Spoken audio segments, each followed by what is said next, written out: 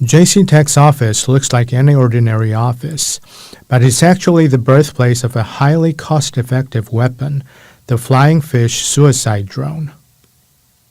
JCTech President Robert Zheng said his company started developing the precursor to the Flyingfish drone in 2019, but it wasn't meant to be used as a weapon back then.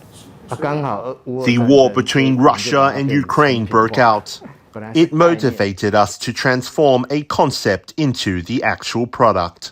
The company has yet to sell its suicide drone, though it expects to sign a contract for the product with a Southeast Asian country next month.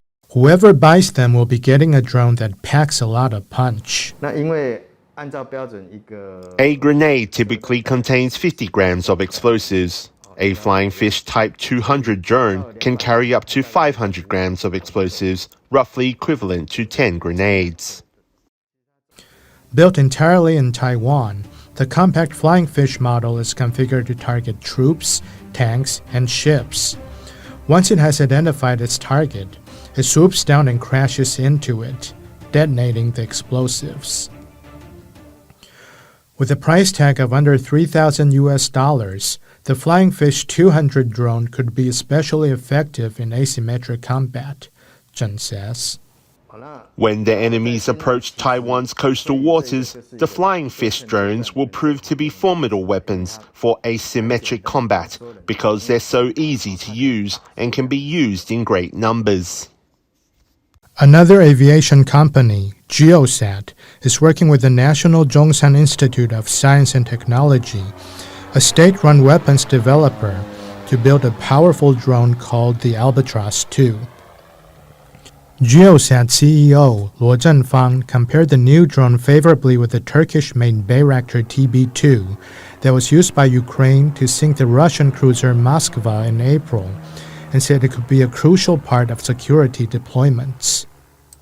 The development of unmanned combat aerial vehicles is going to be the prevailing trend worldwide over the next 5 years.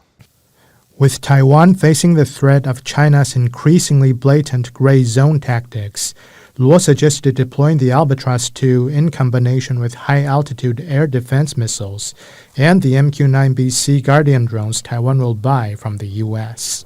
This will form a 24/7 reconnaissance network crucial to Taiwan.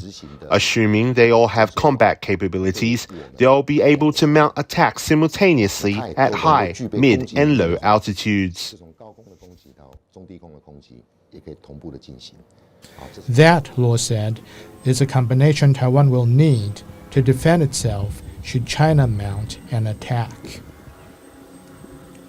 Sean Lin and William Yen, CNA, Taipei.